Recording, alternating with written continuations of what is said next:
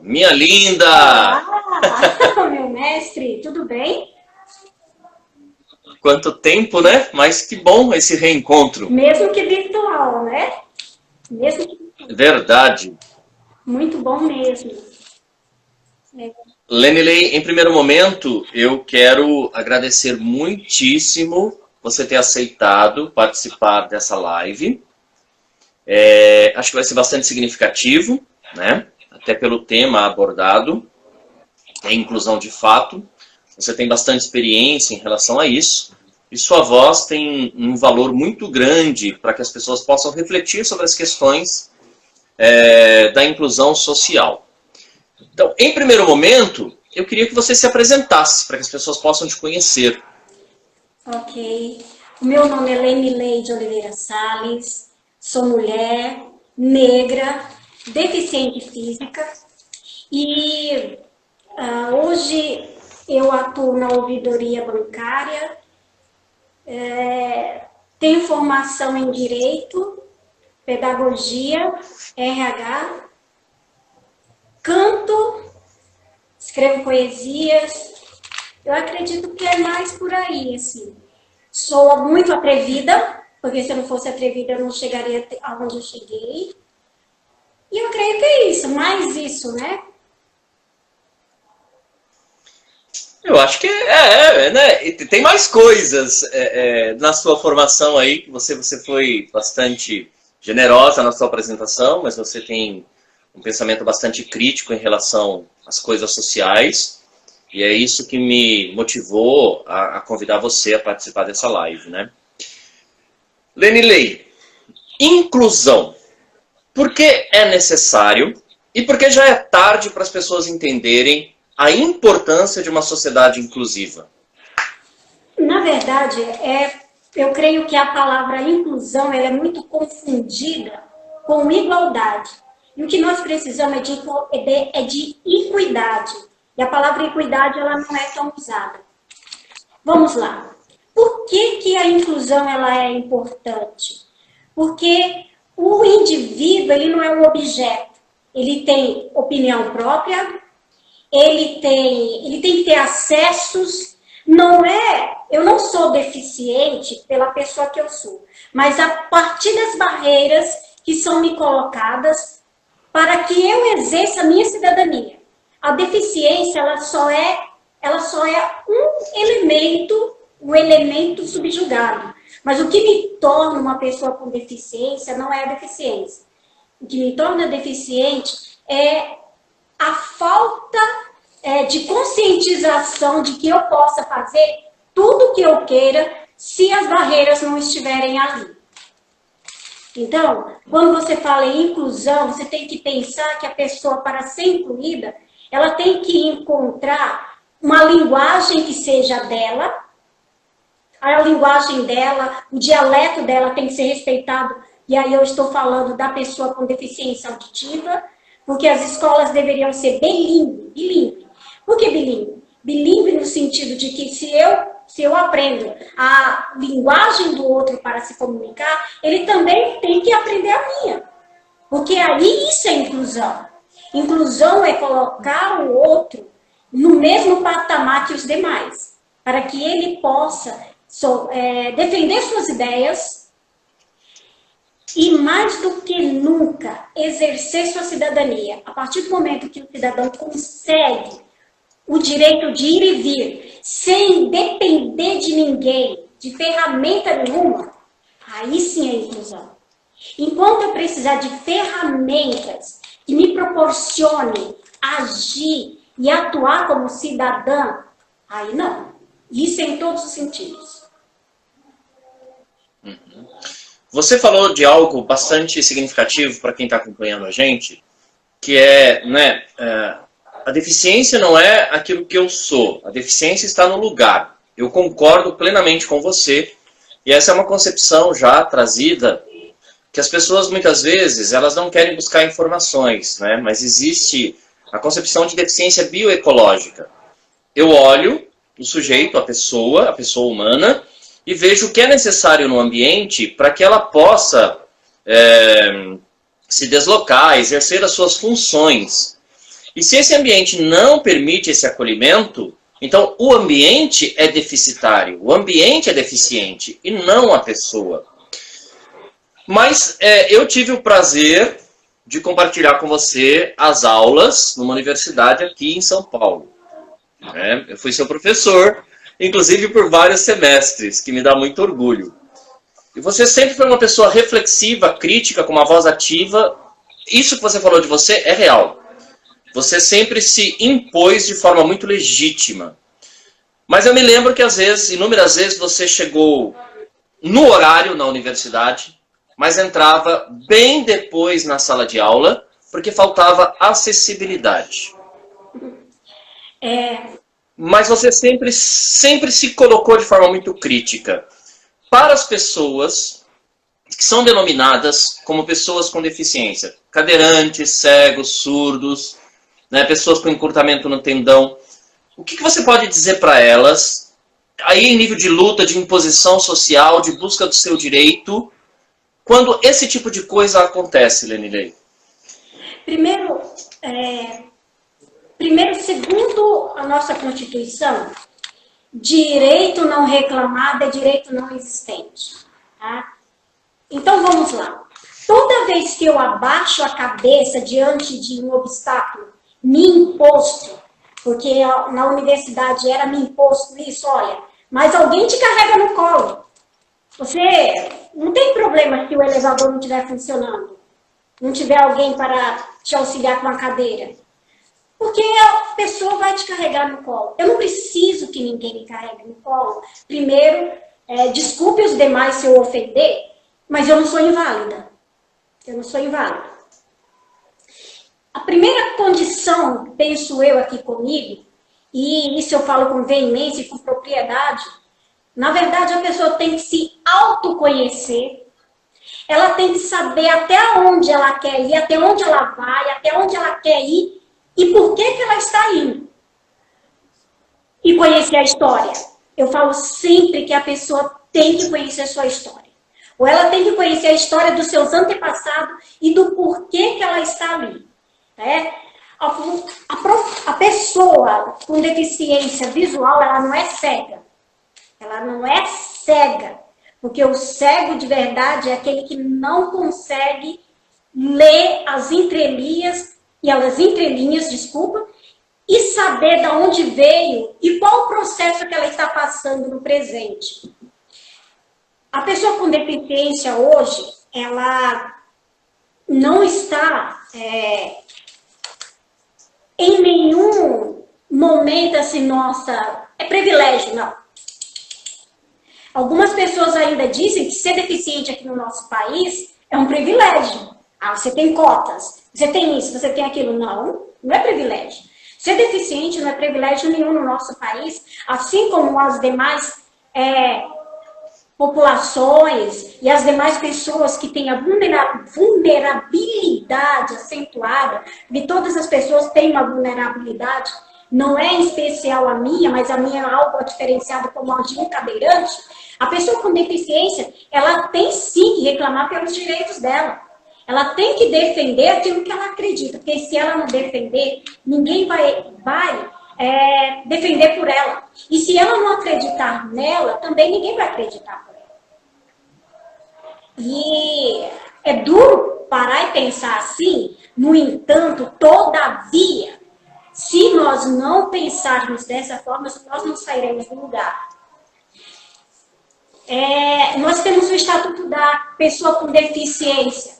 Ele é pouco falado, ele só é falado e citado no meio da pessoa com deficiência, e isso quanto é divulgado e quando a pessoa conhece os direitos que tem ali.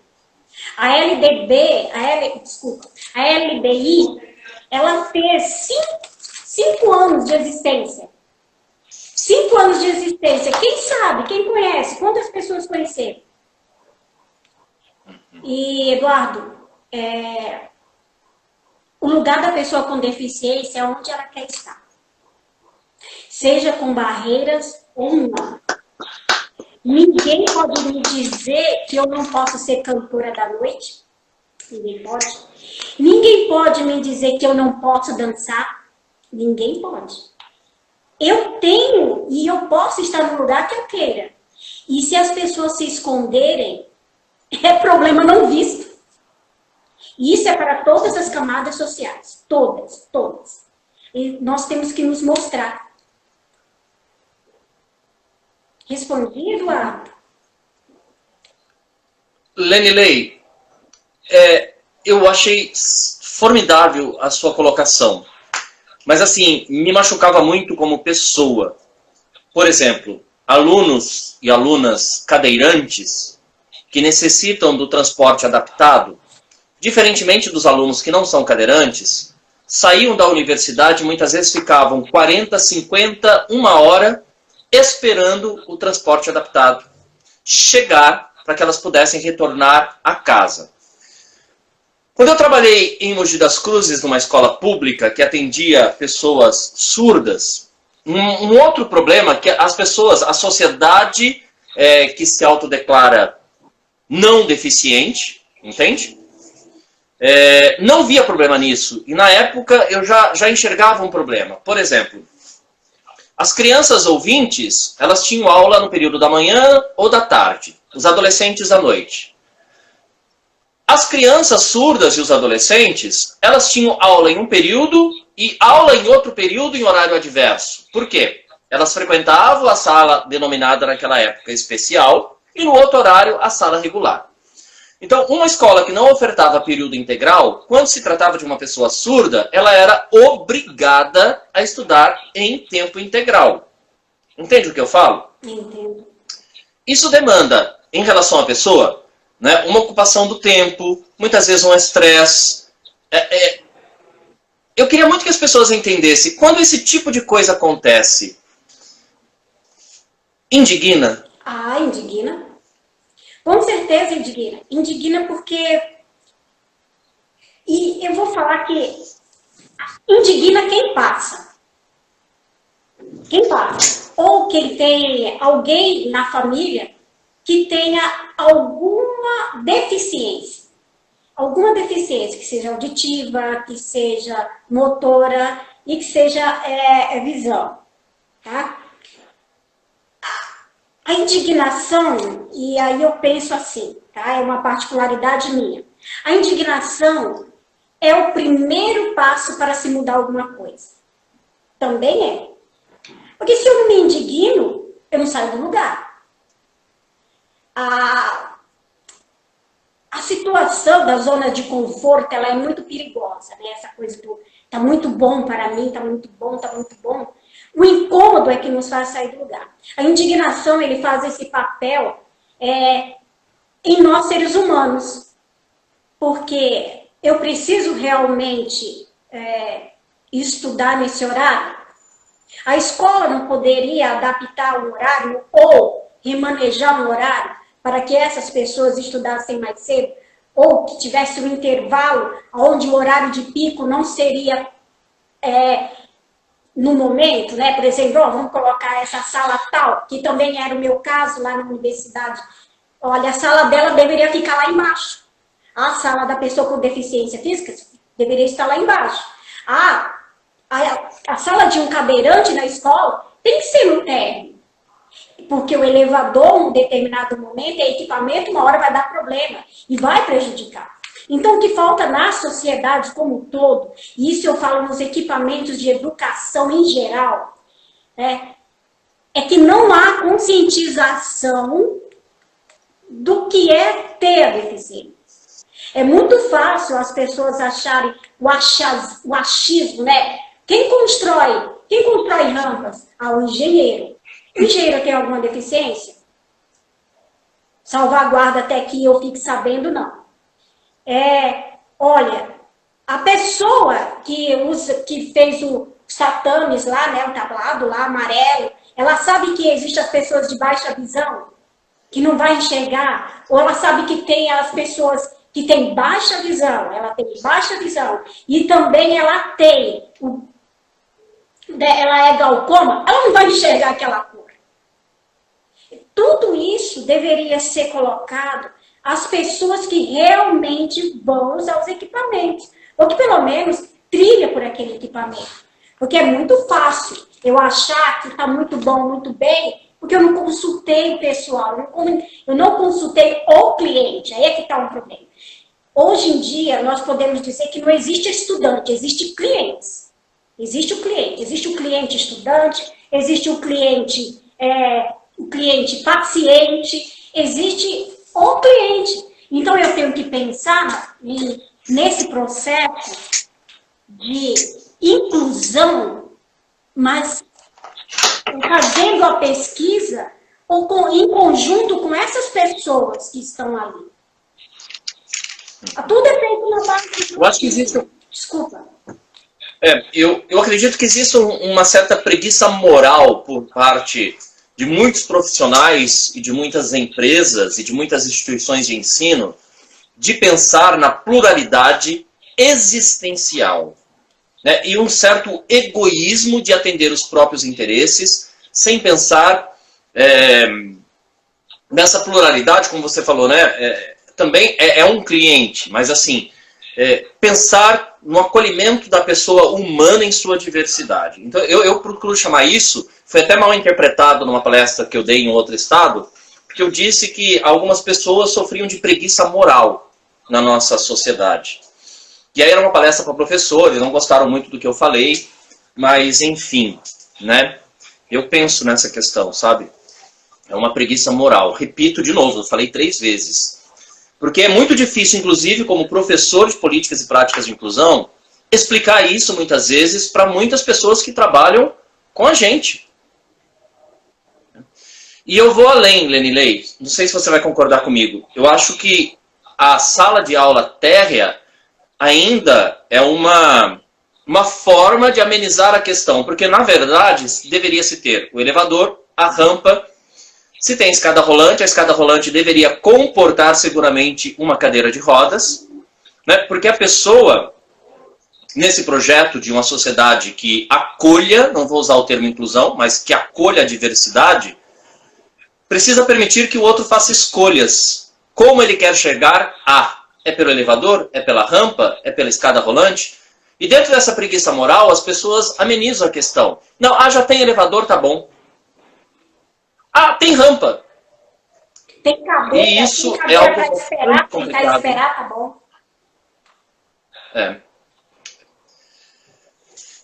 No campo empresarial, como é que você vê a questão do acolhimento, né, à diversidade humana? Hoje é modismo, né? Hoje existe uma modinha de que toda empresa tem que ter a chamada diversidade no quadro. Todavia,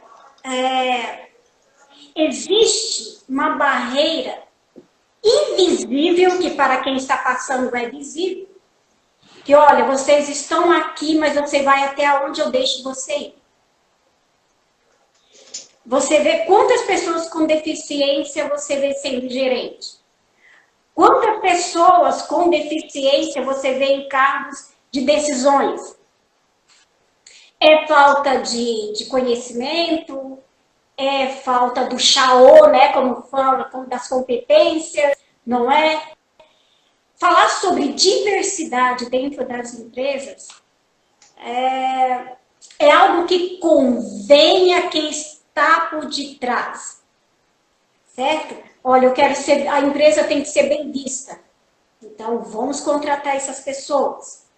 Olha, nós vamos participar de uma votação que pode elevar a marca da empresa.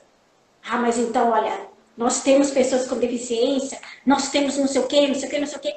Mas do que adianta ter pessoas com deficiência dentro da empresa e não permitir que elas galgueiem, que elas cresçam dentro da empresa, dentro da mesma proporção que as pessoas que não têm deficiência estão crescendo? Eu não sei se é muito pesado falar de hipocrisia.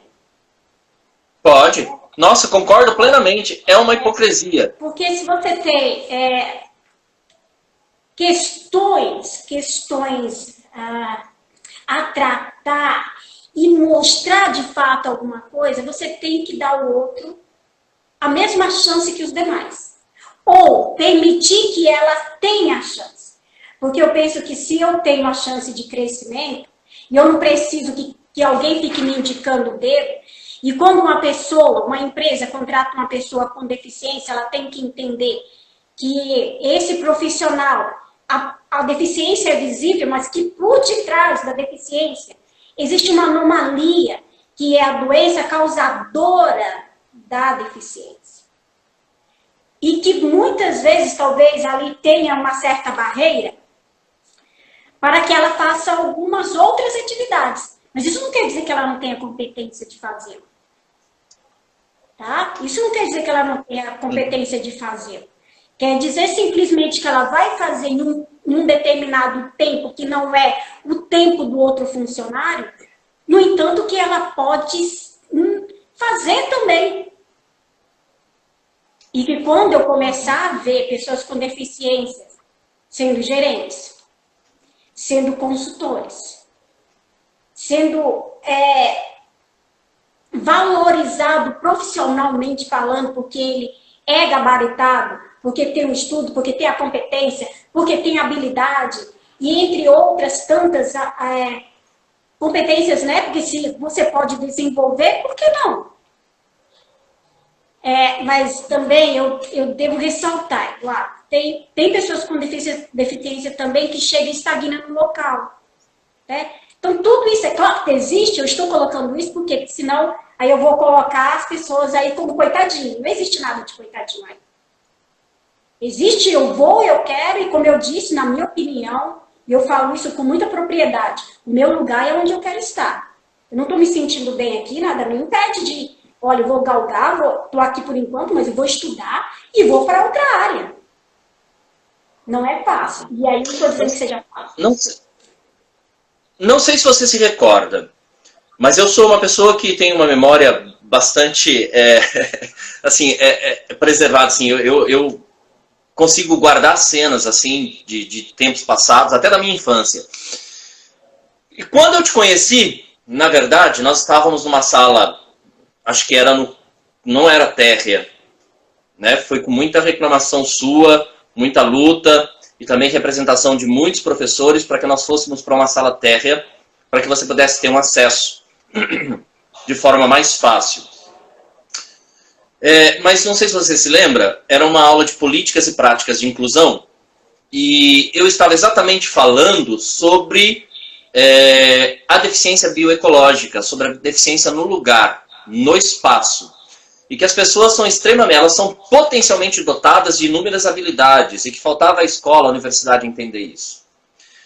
E quando você entrou na sala, deu uma travadinha, então vou retomar. Quando você entrou na sala, as demais alunas e alunos olharam para mim porque queriam ver se eu ia continuar falando. Não sei se você se lembra disso. E aí quando você entrou no assunto e foi se posicionando.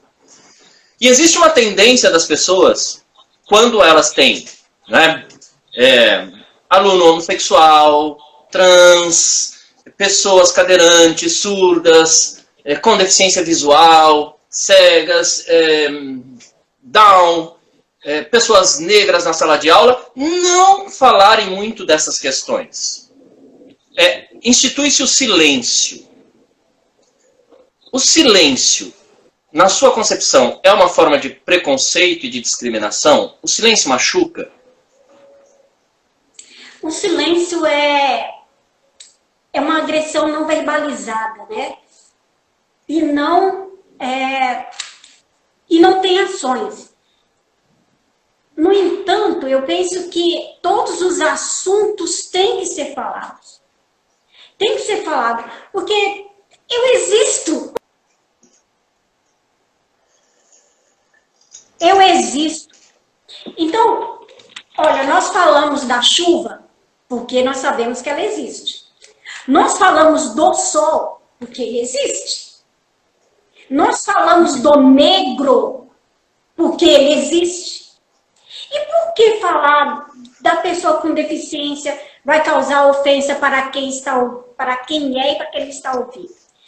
No entanto, também eu posso ofender uma outra pessoa simplesmente porque eu não falei nada. Ou porque eu não me indignei com o que ela passou ali e simplesmente deixei acontecer. Eu penso que tudo que existe deve ser falado. É claro, existe a pejoração do assunto e existe o assunto que deve ser reflexivo, que deva ser posicionado, acentuado, defendido, questionado. E se ninguém falar, ninguém vai saber que existe. E eu prefiro 1000 vezes que fale sobre o assunto. 1000 vezes. E olha que eu tenho 3 condições lindas, maravilhosas. Mulher, negra, deficiente. Pronto. E eu tento falar sempre onde quer que eu vá. Que nós temos que conversar sempre. É o diálogo que nos leva a ser pessoas melhores.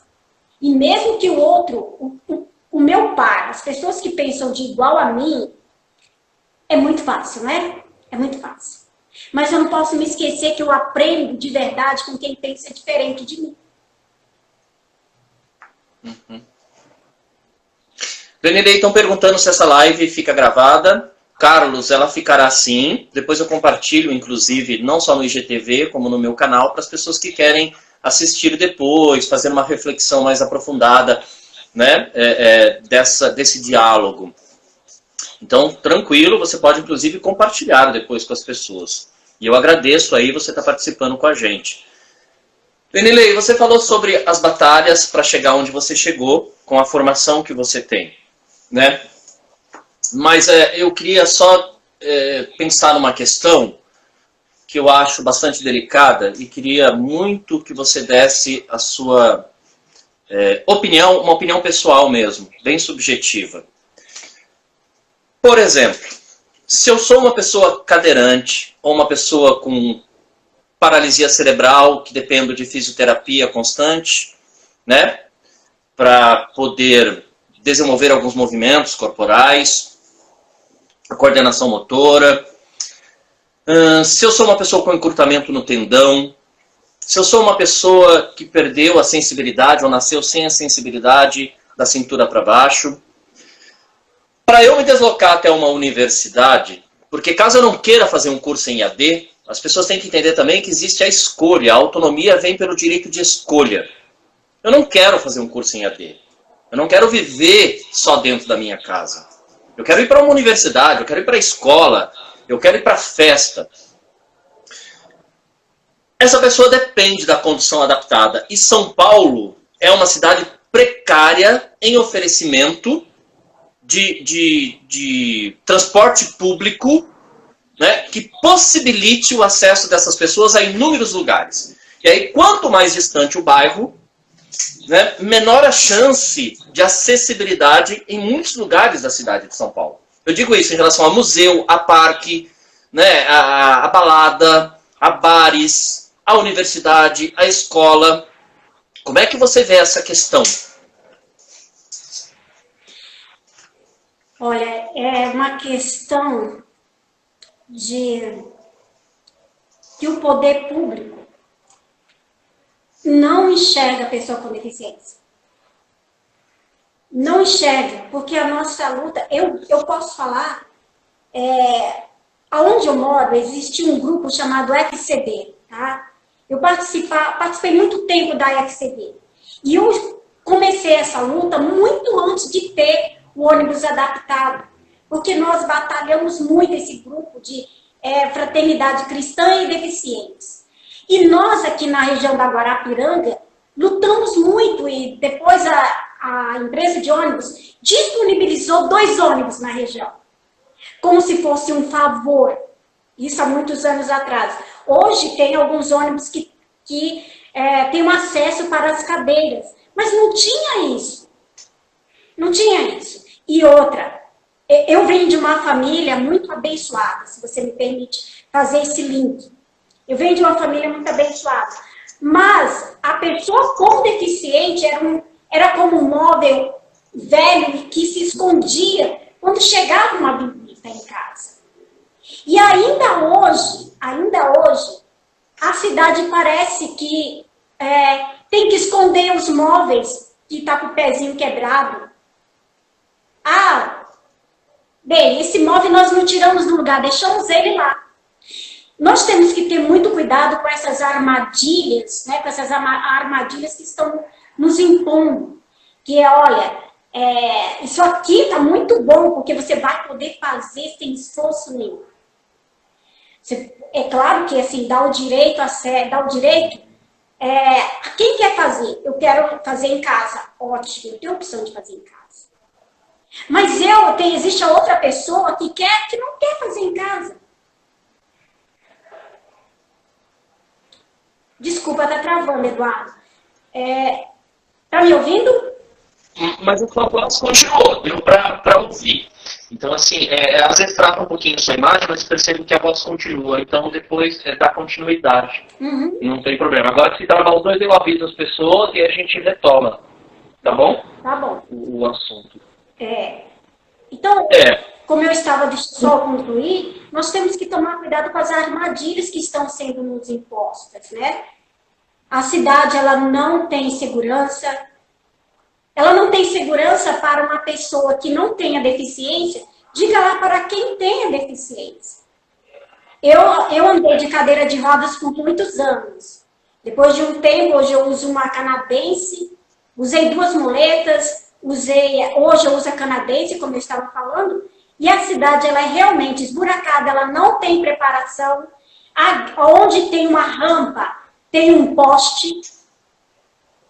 Aonde tem um poste, tem uma rampa. E se tem, eu vou falar no local onde eu trabalho. Onde eu trabalho, às vezes, o cara fez uma rampa na esquerda, mas na hora de atravessar não tem uma rampa do outro lado para o cadeirante. Não tem. E isso não é um fato particular de só um local. É a cidade em peso. Nós estamos falando de São Paulo, mas isso vale para todo o Brasil, porque eu não tenho a facilidade, mesmo andando com uma canadense, de ter a segurança de que eu não vou tropeçar numa pedra, de que minha perna vai levantar para eu subir uma guia. É o país todo, infelizmente.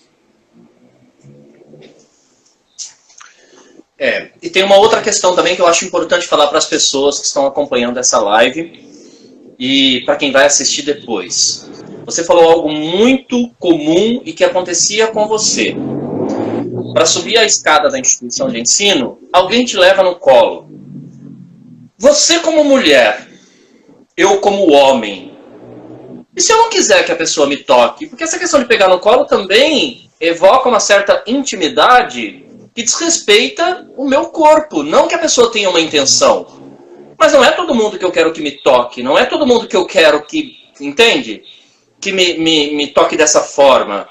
Como que fica essas concepções de que alguém te ajuda te levando no colo e a sua intimidade, a privacidade do seu corpo, a sua autonomia própria e constitutiva? Isso desagrada? Bem, na universidade eu nunca aceitei que me carregassem. Por esse motivo. Pelo motivo que você falou, eu não aceito, o corpo é meu. Eu não tenho que aceitar que os outros toquem e depois fiquem soltando piadinhas. Principalmente porque certos locais de trabalho, um fala com o outro, só que uma piadinha daqui, uma piadinha dali. Como eu sou crítica, e quem me conhece sabe que nesse ponto eu sou realmente... Tá?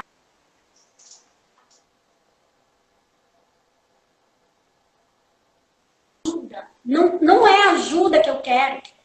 Eu iniciei parte dessa live dizendo que eu não era inválida. Então, se eu não sou inválida, por que eu tenho que ser carregada no colo? Eu não sou nenhum bebê. Não sou um bebê. Não estou passando mal, eu só estou indo ao local que eu preciso ir. E esse local tem que me dar condições de chegar até onde eu quero ir. Eu não preciso de colo. E pior ainda, de colo de desconhecidos. Eu posso falar isso porque eu sou muito crítica. E quem me conhece um pouquinho nesses itens, vamos dizer assim, eu sou um indivíduo que eu não gosto de certas coisas. Não me toque, primeiro que o corpo é meu. Não preciso de ajuda, porque eu não sou inválida. Salva-se se eu não estiver bem aí para uma anomalia, questão de saúde. Aí sim. Mas se eu estou bem, por que eu não posso ir sozinha? Por que eu não tenho as condições no local físico que me permita estar onde eu quero, sem precisar que o outro me auxilie? Porque a palavra auxiliar, ela é tão mais aceitável, né? Olha, por favor, me auxilie. Me auxilie. Ajuda não. Ajuda você. Ajuda quem está ali precisando mesmo. Quando a pessoa não tem voz, ou não tem pernas, ou não tem naquele momento de chegar, mas porque o corpo dela não permite, por ela não estar bem de saúde. Aí sim. Mas do contrário, ao meu ver, não. Não aceito. Uma outra coisa que eu acho, sabe, bastante intrigante, né, nesses espaços, e são os banheiros. Né? E eu quero chamar a atenção para uma coisa, se você me permite, por favor, já fazer um convite para as pessoas e para você também. Sábado agora, às 14 horas, eu converso com o Fernando Vig, que é uma pessoa, ele é ator, não é? Também é ativista pelo orgulho, respeito e dignidade da pessoa com nanismo. Você já percebeu que os espaços públicos não se importam com as pessoas que vivem na condição de nanismo? Não existe lavabo, não existe vaso sanitário para que as pessoas possam confortavelmente fazer suas necessidades humanas. Né?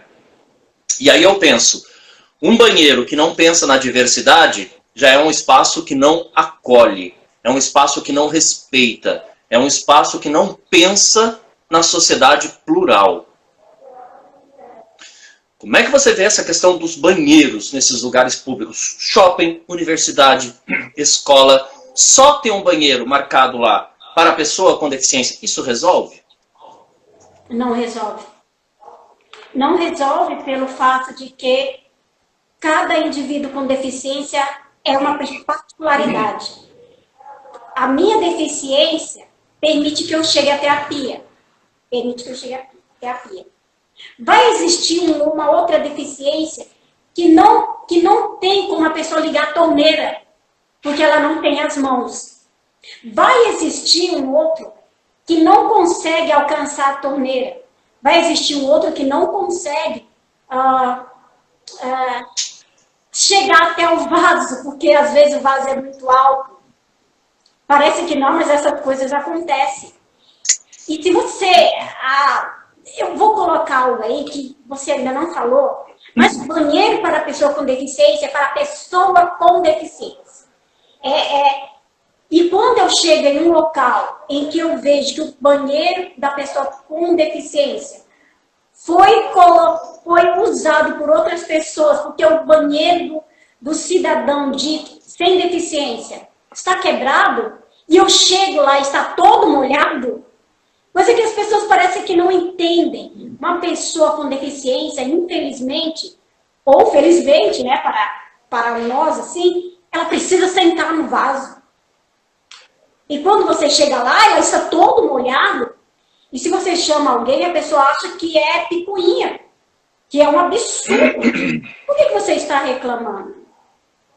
Então, Eduardo, olha, a questão dos banheiros, e aí eu falo não só de banheiros, mas de assentos para...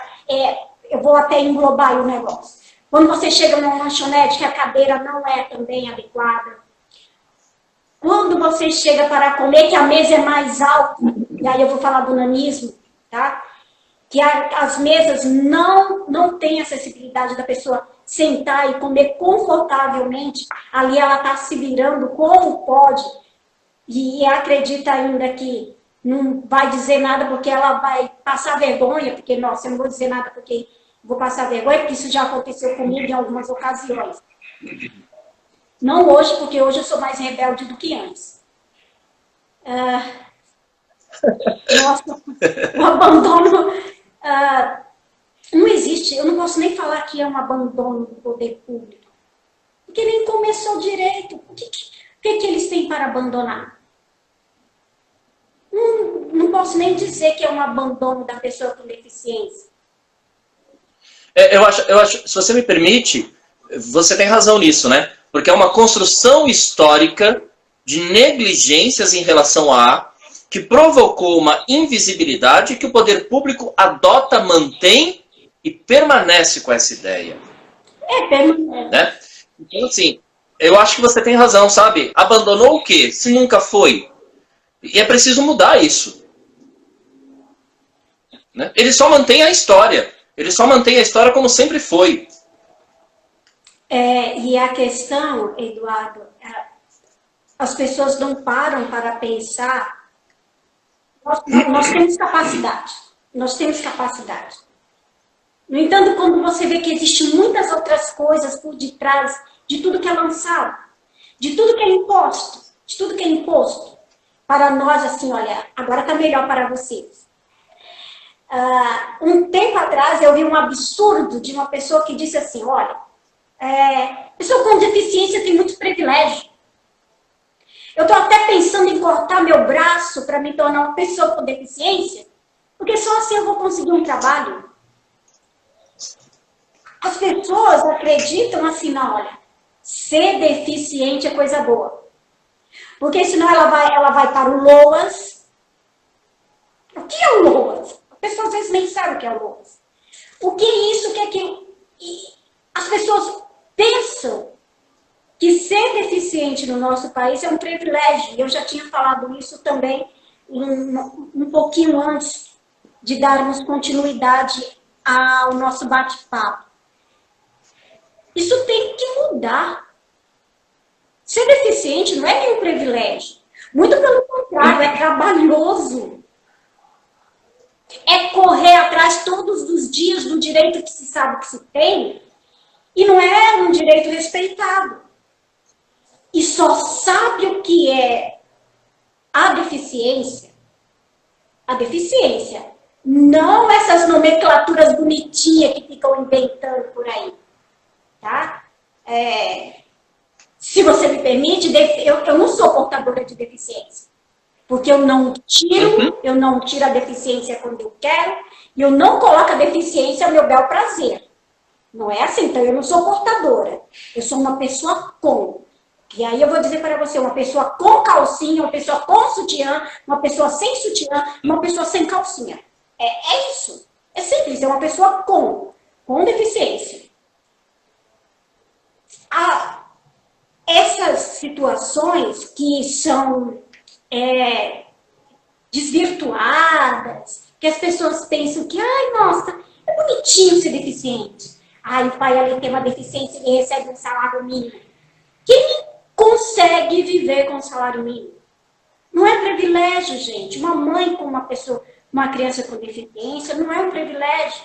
É uma condição de luta, de batalha todos os dias. Mas existe uma questão institucional também que eu acho que precisa ser mudada e que a gente tem que começar a mobilizar assim a sociedade para esse debate e esse enfrentamento. Por exemplo, uma pessoa Down, uma pessoa com hidrocefalia, muitas vezes, quando ela chega no ensino superior, se ela é formada, ainda hoje existem algumas restrições que marcam o diploma dessa pessoa. Eu acho que isso precisa ser muito discutido, porque quem tem o direito de dizer o que o outro pode ou até onde ele deve chegar? Quem se deu esse poder? De onde veio a ideia de que eu tenho o direito de marcar o outro, a competência do outro e as habilidades do outro? Tem um vídeo que rola na internet que eu gosto bastante, de uma professora alfabetizadora, e depois falar de um filme também, que é Como Estrelas na Terra, que conta a história do Ixan, que eu sempre usei muito na pedagogia, mas só para entender. Uma menina chegou para ela, né, da seguinte forma: ela não tinha os dois braços. E A professora disse que ela chegou para a menina e falou assim, olha, eu preciso ensinar você a escrever, você tem que desenvolver a sua coordenação motora fina. Eu não sei como você vai fazer isso, então eu tenho que entender e você também tem que me ensinar. Por que eu estou falando isso? Isso pode parecer maldoso por parte da professora, mas a menina, em 3 meses, desenvolveu a coordenação motora fina com os pés. Ela faz tudo com os pés. Entende? E tem uma pintora também, que reside no Hospital das Clínicas há muitos anos, que ela pinta colocando os pincéis na boca. Entende? Então, a forma como a pessoa vai manifestar a sua habilidade, a sua competência, é muito singular. Não precisa ser igual. O ser humano tem inteligência, a inteligência está dentro dele. E essa inteligência, esse interleger, ela se manifesta de forma muito singular. Né? Você desafia a pessoa com respeito, com trabalho, com cumplicidade, e essa pessoa manifesta. Por que eu estou falando isso? Porque existe um certo olhar de que as pessoas, elas são a amiguinha, a coitadinha, a que eu tenho que sempre tratar com muito... Ai, Ana... Você sente isso às vezes? Que as pessoas, elas sem perceber, elas diminuem pelo vocabulário?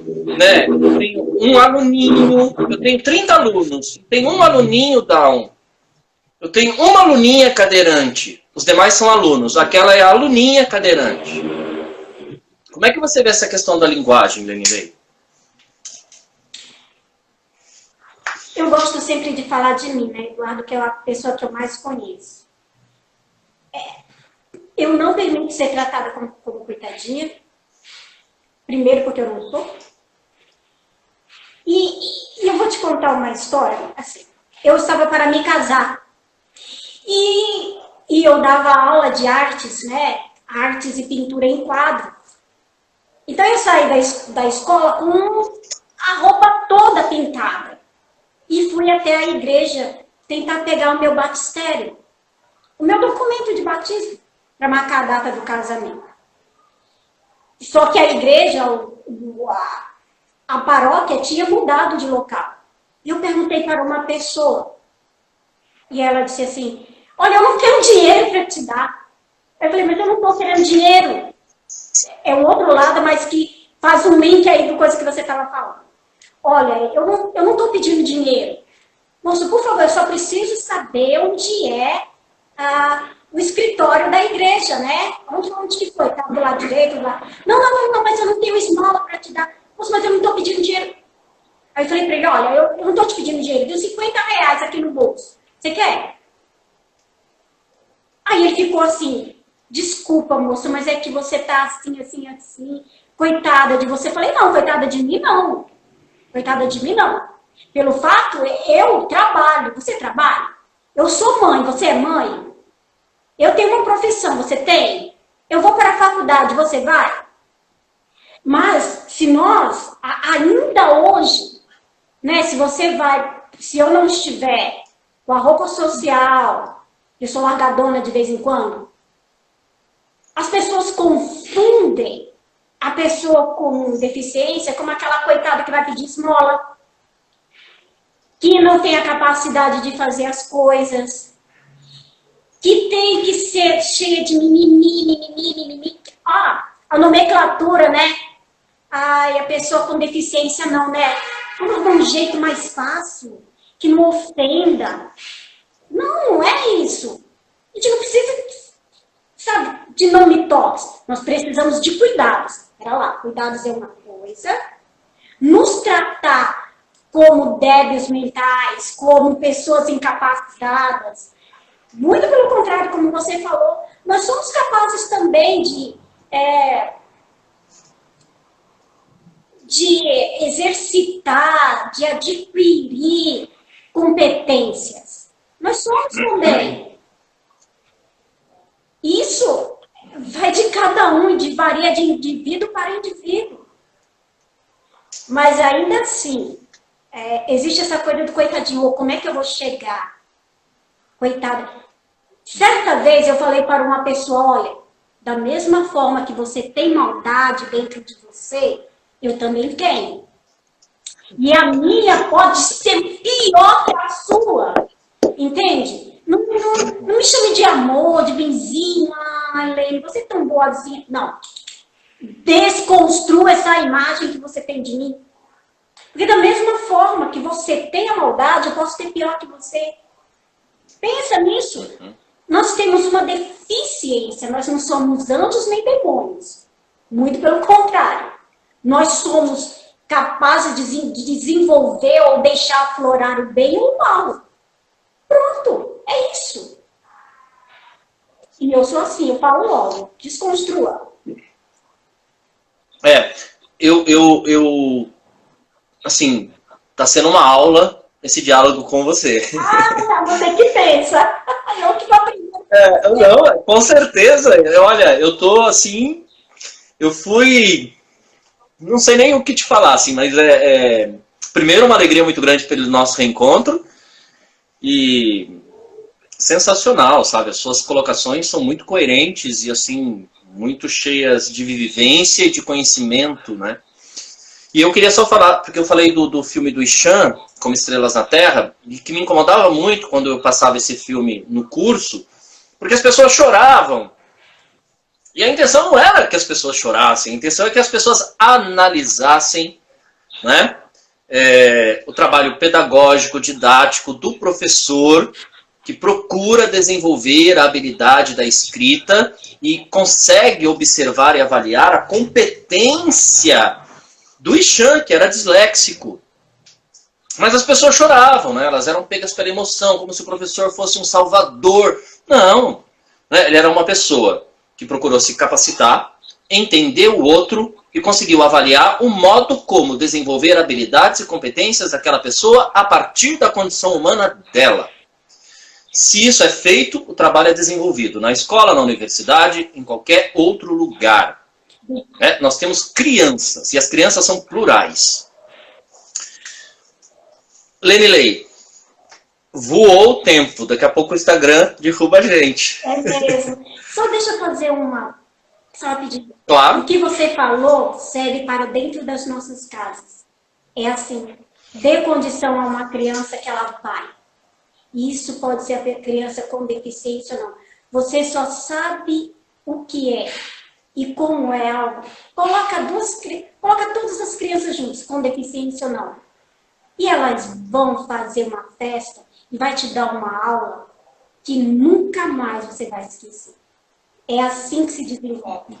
Simples. As coisas são muito simples, no meu ver. São muito simples. Simples, simples.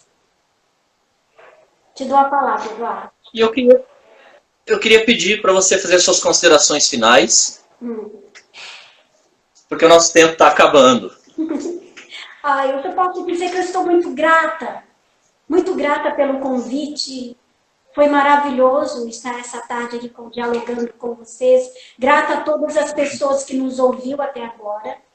Espero ter passado alguma coisa e que vale a pena, que possa proporcionar às pessoas uma autoavaliação e uma bela de uma reflexão. Eu acredito que a vida é feita disso, de autoavaliação, de reflexões. Lenilei, olha, apesar da distância,